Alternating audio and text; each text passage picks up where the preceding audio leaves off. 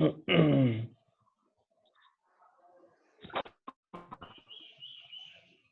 then. So today's topic is infectious bursal disease. Short में IBD बोलते हैं इसको. Yes. और इसका इम्पोर्टेंस इसलिए भी है कि इन Yes. India very frequently you can see the cases of IBD. आप एक महीना अगर लगातार किसी फॉर्म का केस डील कर रहे हैं, पीएम कर रहे हैं या उसके कांटेक्ट में है, तो आप देखोगे केस देखने को मिल ही जाएगा विद इन 1 मंथ आईबीडी का. बहुत ही कॉमन है. और all over India mortality rate भी इसका बहुत है और इकोनॉमिक लॉस भी बहुत है. तो इकोनॉमिक लॉस इसलिए भी है इस डिजीज से कि एक तो मोर्टेलिटी है, दूसरा ये है कि हाईली इम्यूनोसप्रेसिव है. हाईली इम्यूनोसप्रेसिव, उसके वजह से अदर इन्फेक्शन पिक कर लेता है बर्ड और मोर्टेलिटी हो जाता है. इसमें जो सबसे बड़ी बात है कि इसका जो मोर्टेलिटी पैटर्न आप देखेंगे, इसके मोर्टेलिटी पैटर्न में देखेंगे कि जब तक समझ में आता है फ्लॉक ऑनर को कि मेरा मुर्गी बहुत तेजी से मर रहा है, क्या हुआ है, जरा डायग्नोसिस कराएं, इसको कुछ सोचे. और जब तक वो डायग्नोस कर पाता है टेंटेटिवली कि ये आईबीडी है, तब तक इसका मोर्टेलिटी पैटर्न ऑटोमेटिकली नीचे चला जाता है.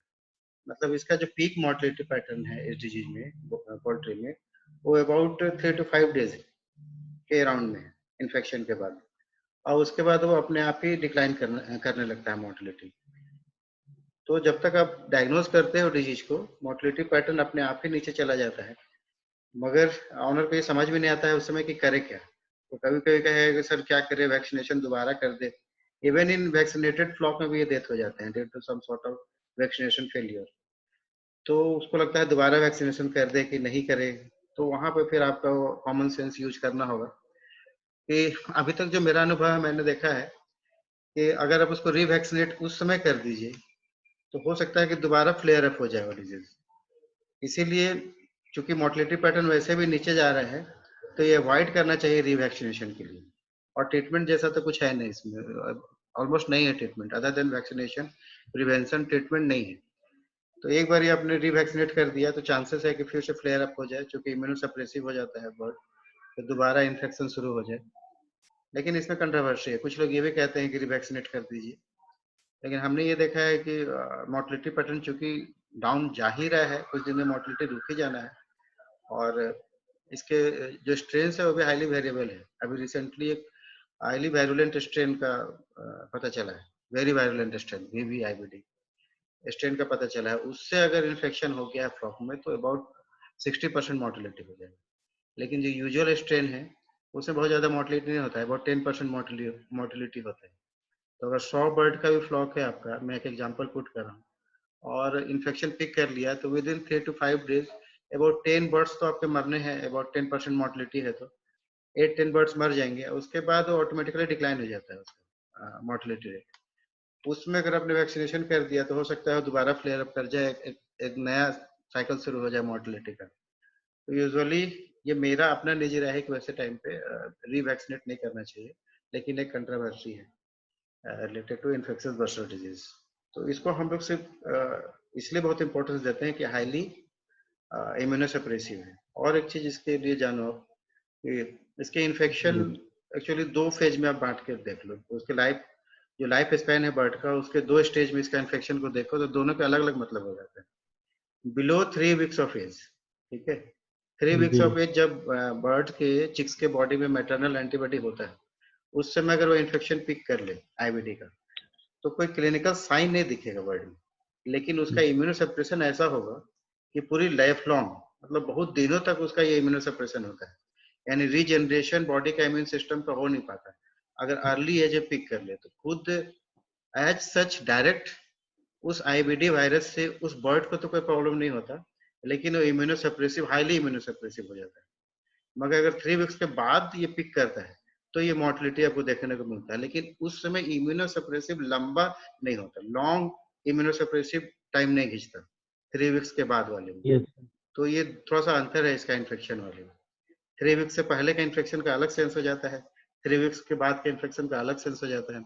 प्लस इसका स्ट्रेन भी हाईली वेरिएबल है. कुछ माइल्ड स्ट्रेन होते हैं, उसमें क्या होता है जैसे कि ज्यादा कुछ चेंजेस नहीं आएगा other than growth rate proper नहीं होगा.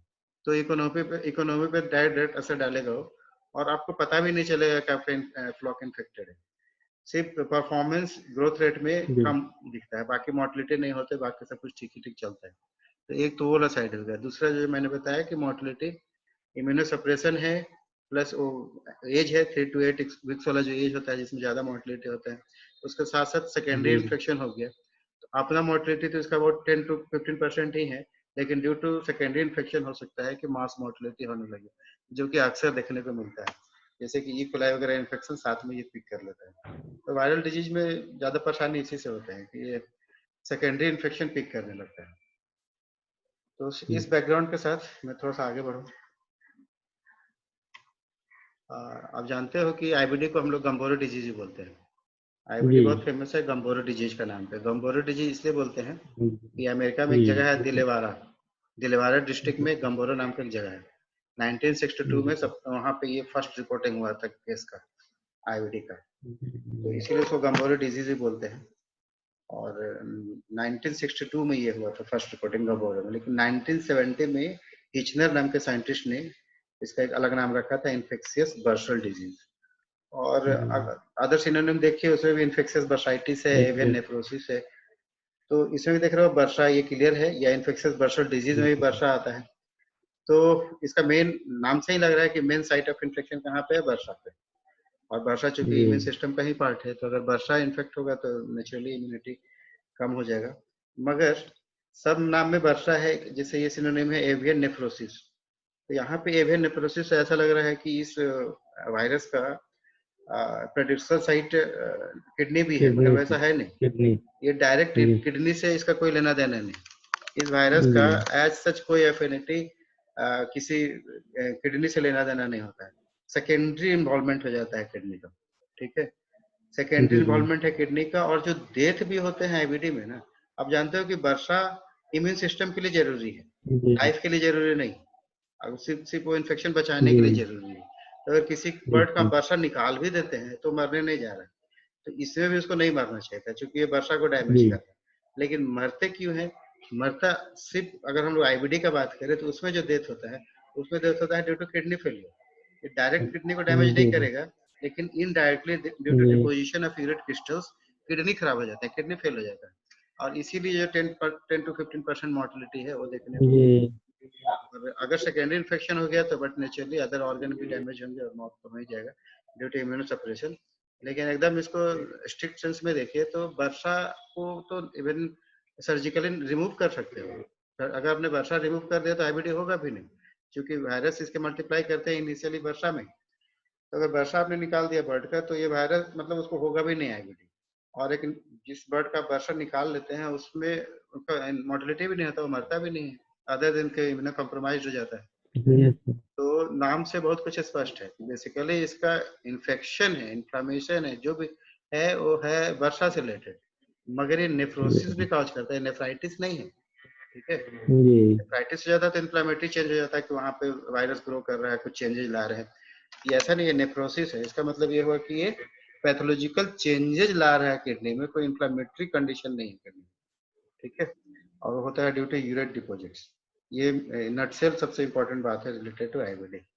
आप कोई आपसे डिफाइन करना बोले कि हाउ यू डिफाइन आईबीडी, तो सिंपल डेफिनेशन है, आपको लिखना होगा it is an acute highly contagious infection of domestic chickens caused by Virna virus. Virna virus is responsible, in which the main target cell is the B lymphocytes. क्योंकि वर्षा B lymphocyte से ही related है, वर्षा में B lymphocyte का education होता है, इसलिए B lymphocyte main target cells है इसका, ठीक है। तो यही हमने लिखा हुआ है इसमें, acute highly contagious infection, B lymphocytes are main target cells, bursa other lymphoid organs also, ठीक है, जैसे कि MALT mucosal associated lymphoid tissue होता है, इस तरह गट एसोसिएटेड लिम्फाइड टिश्यू होते हैं, वहां पे भी वर्षा में सिर्फ बी लिम्फोसाइट पे तोड़ता है ऐसा नहीं, सर्कुलेशन में जो बी लिम्फोसाइट्स हैं उसको भी तोड़ देते हैं, उसका भी लाइसिस कर देते हैं। B lymphocyte of the bursa and B lymphocyte of the circulation, जहां जहां मिलेगा हर जगह पे ये उसको डैमेज करता है।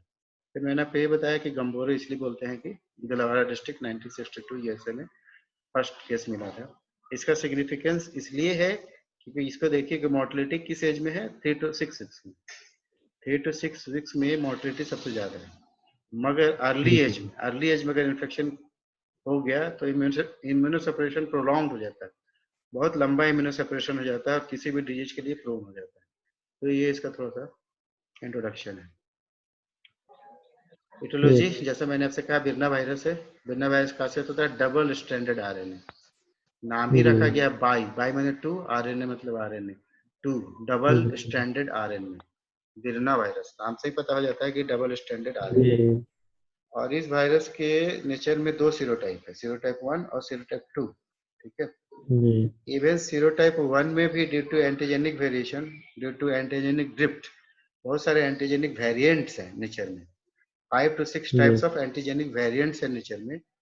और ये जो सीरोटाइप 1 है यही रिस्पॉन्सिबल है मेन डिजीज कॉज करने के लिए, आईबी डिजीज प्रॉपर। तो सीरोटाइप जी 1, birna virus serotype 1 is the causative agent of infectious burst disease. दूसरा आईवीजी सीरोटाइप है सीरोटाइप 2, ये सीरोटाइप तो जरूर है मगर ये नॉन पैथोजेनिक है, इसे कोई इम्यूनो सप्रेशन जी भी नहीं होता है, इसे कोई मोर्टिलिटी भी नहीं होता, ये इसमें वायरुलेंस फैक्टर नहीं होते आईबीडी, ये जी सीरोटाइप 2 में। ठीक है। सीरोटाइप 1 मेन रिस्पॉन्सिबल यही है। इस वायरस के अंदर जीनोम के दो सेट्स होते हैं, एक को बोलते हैं जीनोम ए, एक को बोलते हैं जीनोम बी। तो जो जीनोम ए वाला है ना वो थोड़ा लार्ज लार्ज इन साइज है, और वो इनकोड करता है कुछ प्रोटीन्स जैसे BP2, BP3, BP4, BP5। तो उसमें जो BP2 वाला है वही रिस्पॉन्सिबल होता है एज ए एंटीजेनिक बॉडी में, पोल्ट्री के बॉडी के अंदर जो एंटीजेनिसिटी शो कर रहा है वो due to BP2 protein produced by the genome A of serotype 1 IBD virus. और उसी के अगेंस्ट बॉडी काम करता है, जो भी इम्यून सिस्टम काम करता है उसी के अगेंस्ट में काम करता है। ठीक है। रिगार्डिंग ट्रांसमिशन, तो बेसिकली इसका ट्रांसमिशन है कंटेमिनेटेड फीड एंड वाटर से, क्योंकि वायरस एक्सक्रीट होते हैं फिकल फिकल रूट में, फिकस से ड्रॉपिंग से, और मेन रूट हो जाता है कंटेमिनेटेड फीड एंड वाटर। ठीक है। और ये वायरस हाईली स्टेबल है, बहुत दिन तक सर्वाइव करते हैं, 4 4 महीना तक पोल्ट्री शेड में वो सर्वाइव करता रहता है। अदर देन ये फिकल रूट, कुछ ये कंजक्टाइवा रूट से भी घुस सकता है, माइनर रूट है ये, मगर थ्रू कंजक्टाइवा या स्पाइरल रूट से भी जा सकते हैं, लेकिन मेन रूट है कंटामिनेटेड फीड एंड वाटर। और मैकेनिकल फैक्टर्स के भी रोल हैं, और एक ट्रांसमिशन नहीं देखा गया है, नो एविडेंस ऑफ एक ट्रांसमिशन, तो मतलब वर्टिकल ट्रांसमिशन इसमें नहीं है। रिगार्डिंग पैथोजेनेसिस, तो इसमें क्या है कि जैसे ही इंजेक्शन होगा, मैंने कहा कि ओरल रूट सबसे इम्पोर्टेंट रूट है ट्रांसमिशन का वायरस का। तो जैसे ही वायरस जाएगा बॉडी के अंदर पोल्ट्री का, तो उसके स्मॉल इंटेस्टाइन में, ड्यूडेनम में, जेजिनम में और सीकम में पार्टिकुलरली, जो वहाँ के जो आपका इम्यून सिस्टम वाले सेल्स हैं, जो मैक्रोफेजेस हैं, फैगोसिटिक सेल्स हैं इंटेस्टाइन वाले, वो उसको फैगोसाइटोज कर जाते हैं। और वायरस तो इनसाइड सेल ही जीते हैं, तो कोई प्रॉब्लम भी नहीं है इनको, तो मैक्रोफेज के अंदर चला जाता है, वहीं सरवाइव करता है विद इन 4 to 5 आवर्स।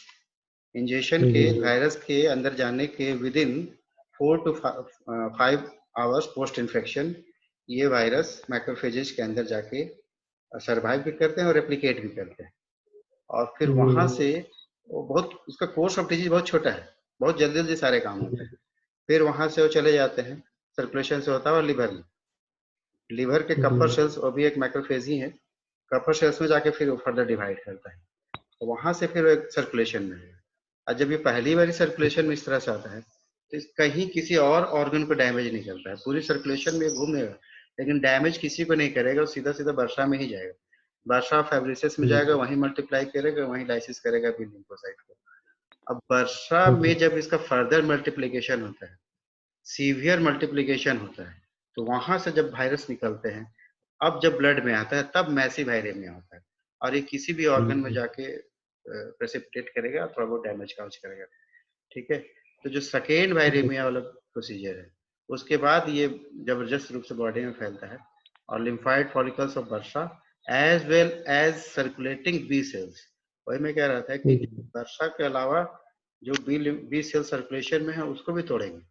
कहाँ कहाँ हो सकते हैं सर्कुलेटिंग बी लिम्फोसाइट्स, जैसे gut associated lymphoid tissue, conjunctiva associated lymphoid tissue, bronchial associated lymphoid tissue, cecal tonsils, Harderian gland, ये जहां जहां पे इसको बी सेल्स मिलेगा सबको तोड़ता है। टी सेल से इसका कोई एफिनिटी नहीं है, टी सेल्स को ये कुछ नहीं करता, डायरेक्ट जो भी डिस्ट्रक्शन है वो सिर्फ बी सेल्स का है। इनडायरेक्ट इफेक्ट करता जरूर है टी लिम्फोसाइट्स को, लेकिन डायरेक्ट इफेक्ट सिर्फ और सिर्फ बी लिम्फोसाइट्स के साथ है इसका। तो थोड़ा इससे भी समझ सकते हो कि आईवीडी वायरस जो है after getting inside the body, जो उसका एक्यूट फेज है, उसमें बी लिम्फोसाइट को इफेक्ट कर रहा है, टी को भी कर रहा है, मैक्रोफेजेज को भी कर रहा है। लेकिन मैंने जैसा आपको बताया कि डायरेक्ट चेंजेस बी लिम्फोसाइट्स में और मैक्रोफेजेज में, टी लिम्फोसाइट इनडायरेक्टली इन्वॉल्व हो जाता है। ठीक है, बी लिम्फोसाइट्स के साथ क्या कर रहा है, नेक्रोसिस कर रहा है, एपोटोसिस कर रहा है, मतलब डैमेज कर रहा है। और बी लिम्फोसाइट के डैमेज होने की वजह से एंटीबॉडी प्रोडक्शन नहीं होगा, वर्षा धीरे धीरे एट्रोफी होगा। तो बी लिम्फोसाइट का क्या कर रहा है, डेथ काउज कर रहा है, एंटीबॉडी प्रोडक्शन कम हो जाएगा। ठीक है, मैक्रोफेज के एक्टिवेशन से क्या होता है, डिफरेंट इंटरल्यूकिन्स का रिलीज शुरू हो जाता है, मैक्रोफेजेज एक्टिवेट हो जाते हैं। और एक्टिवेटेड मैक्रोफेजेज आप जानते हो कि डिफरेंट इंटरल्यूकिन्स साइटोकाइन से रिलीज करने लगता है। प्लस चूंकि उनके अंदर वो मल्टीप्लाई भी कर रहे हैं मैक्रोफेज के अंदर, तो बॉडी का जो अपना इम्यून सिस्टम है चाहेगा कि मल्टीप्लाई नहीं करे वायरस मैक्रोफेज के अंदर, इसलिए वो प्लांट करके मैक्रोफेज को किल भी कर लेता है। तो एपोटोसिस मैक्रोफेजेस के भी होंगे, बी लिम्फोसाइट्स को भी होंगे, डेथ होगा इसका। अदर देन एपोटोसिस नेक्रोसिस भी होगा, डेथ भी होगा, इसका भी डेथ होगा। लेकिन टी लिम्फोसाइट का यूजुअली डेथ कॉज नहीं करता, इसमें चूंकि इसका है नहीं, इसके अंदर वो जाता ही नहीं, मल्टीप्लाई ही नहीं करता, तो ऐसा टी लिम्फोसाइट को ये डेथ कॉज नहीं करता। सिंपली क्या कर रहा है, उसका जो डिवीजन है, जो प्रोलिफरेशन है टी लिम्फोसाइट्स का, उसको रोक रहा है। ठीक है, उसका एक्शन को कम कर रहा है। डेथ एपोटोसिस टी लिम्फोसाइट से रिलेटेड कुछ भी नहीं। तो ओवरऑल जो इफेक्ट होगा वो बॉडी में सिर्फ और सिर्फ इम्यूनोसप्रेशन होगा। क्योंकि आप देख रहे हो कोई लीवर, कोई किडनी, कोई हार्ट, कोई ब्रेन, कोई वाइटल ऑर्गन के साथ सबकी लेना देना नहीं है। जो भी लेना देना है इम्यून सिस्टम के सेल से लेना देना है, आइदर टी लिम्फोसाइट से हो, सॉरी ये सेल मीडिएटेड हो, या फिर मैक्रोफेजेस को भी एपोटोसिस कर रहा है, तो थोड़ा बहुत ये सेल मीडिएटेड इम्यूनोसप्रेशन भी कर रहा है। लेकिन ज्यादा इम्यूनोसप्रेशन कैसे हो रहा है, हीमोरल एंटीबॉडी प्रोडक्शन कम हो रहा है, तो हीमोरल इम्यूनोसप्रेशन सबसे ज्यादा, और सेल मीडिएटेड इम्यूनोसप्रेशन भी होता है। ठीक है, तो ओवरऑल सीवियर इम्यूनोसप्रेशन होगा। और एक बार ये फेज पास हो जाता है, जैसे मैंने कहा कि 3 to 5 डेज में सीवियर चेंजेस होते हैं, इसका कोर्स ऑफ डिजीज बहुत शॉर्ट है, जितना कुछ करना होता है वो थोड़ी समय में करता है, फिर रिकवरी फेज में चला जाता है। तो रिकवरी फेज होगा यूजुअली इस एज में 3 to 6 वीक्स वाला एज में, जब रिकवरी फेज होता है तो आप देखो कि एंटीबॉडी प्रोडक्शन और रिपॉपुलेशन ऑफ बी सेल सब रिस्टोर हो जाता है, इसमें ज्यादा टाइम नहीं लगता है। लेकिन अगर सब क्लिनिकल फेज वाला होता है इसका कहानी, 3 वीक से पहले वाला होता है, तो ये जो उसका रिस्टोरेशन है वर्षा का और एंटीबॉडी प्रोडक्शन है वो बड़ा लंबा चला जाता है, वो नहीं हो पाता है। इसी की वजह से इम्यूनोसप्रेशन बड़ा प्रोलॉन्ग हो जाता है, अगर वेरी यंग एज में इफेक्ट हो जाता है। इस डायग्राम में भी फिर पैथोजेनेसिस दिखाने की कोशिश की जा रही है। ये जो वायरस है, अब देखिए डायरेक्टली मैक्रोफेज से रिलेशन है, बी लिम्फोसाइट से रिलेशन है, मगर इनडायरेक्ट रिलेटेड है टी लिम्फोसाइट से। तो ये सीधा सीधा बी लिम्फोसाइट को इसके अंदर जाता भी है, इसके अंदर मल्टीप्लाई भी करता है और इसको लाइसिस भी करता है। ठीक है, इसको ब्रेक डाउन करता है।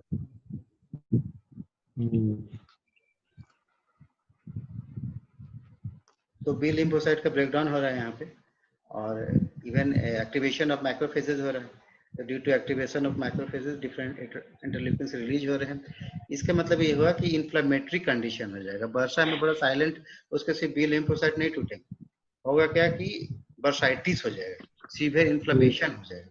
जहां जहां पे आपका ये मैक्रोफेजेस यानी फैगोसिटिक सेल्स होंगे, वहां वहां पे अगर वो इफेक्ट करेगा तो वहां पे इन्फ्लेमेटरी प्रोसेस शुरू होगी, तो सीवियर इन्फ्लेमेशन भी होती है इसमें, और टी लिम्फोसाइट्स का इनडायरेक्ट एक्टिवेशन। ओवरऑल जैसे मैंने आपसे कहा कि ह्यूमरल इम्यूनोसप्रेशन भी है, सेल मीडिएटेड इम्यूनोसप्रेशन। एक बार फिर से इसको देख लीजिए कि जो मेन एज है जिसपे मेन डिजीज काउज करता है, क्लिनिकल फेज जो है इसका, तो 3 to 6 वीक्स ऑफ एज है। बी सेल्स मेन साइट है इसका, जिसको टारगेट करता है ये। टी लिम्फोसाइट को यूजुअली इफेक्ट नहीं करता। रीनल पैथोलॉजी को देखो आप, रीनल पैथोलॉजी मैंने आपसे कहा कि यूरेट डिपॉजिट की वजह से, यूरेट डिपॉजिट होने की वजह से यूरिन जो उसका फिकल मटेरियल है वो पास नहीं हो पाता। ठीक है, इंटेस्टाइन तक नहीं जा पाता यूरिन डिपॉजिट होने की वजह से, इसलिए वो नेफ्रोसिस हो जाता है, वेन नेफ्रोसिस इसीलिए बोलते हैं। इससे मस्कुलर हेमरेजेस भी होते हैं, खासकर पेक्टोरल मसल्स में और थाई मसल्स में सीवियर हेमरेजेस स्पॉट्स देखने को मिलेगा।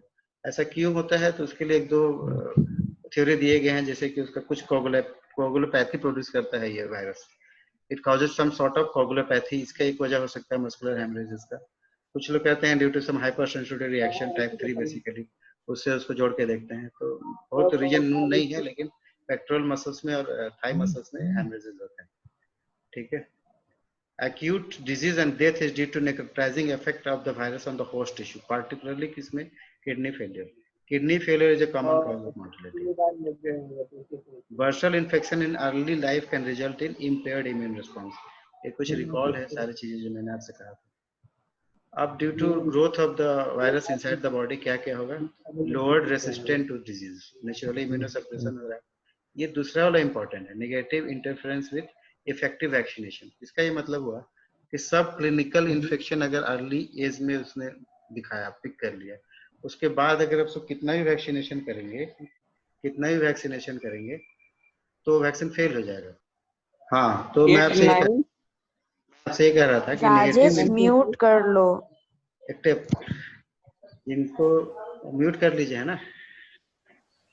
Negative interference with effective vaccination, ये इंपॉर्टेंट है भाई बाब, या इंटरव्यू वगैरह में जाओगे ना, तो ये थोड़ा सा मायने रखता है ये सेंटेंस। इसमें क्या है कि मैंने कहा कि जब 3 वीक से पहले अगर बैक्टीरिया वायरस इन्फेक्ट करता है पोल्ट्री को, तो पता भी नहीं चलता, सब क्लिनिकल फेज होता है कि उसका फ्लॉक इफेक्टेड भी हुआ था, उसको ये पता नहीं चलता। लेकिन उसके बाद उसको वैक्सीनेशन करेंगे आप, किसी भी डिजीज के अगेंस्ट उसका वैक्सीनेशन करेंगे, तो सारे वैक्सीन फेल हो जाते हैं। तो उसको लगता है कि वैक्सीन खराब दिया, ये क्या हुआ, नहीं हुआ। तो ये इसको भी कंसिडर करना होगा कि हो सकता है उस फ्लॉक ने अर्ली एज में आईवीडी वायरस पिक किया था, जिसका सिम्टम तो नहीं दिखा, लेकिन अब उसका इतना इम्यूनो सेपरेशन हो गया है कि सारे एंटीबॉडीज फेल हो जा रहे हैं। ठीक है। तो ये वाइवा और इंटरव्यू पॉइंट ऑफ व्यू से ये इंपॉर्टेंट है।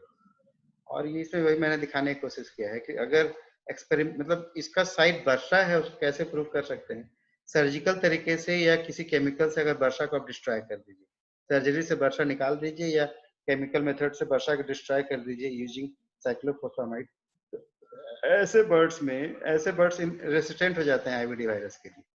उस बर्ड्स में होगा नहीं आईवीडी वायरस। इसका मतलब है कि वर्षा मेन रोल प्ले कर रहा है। ठीक है।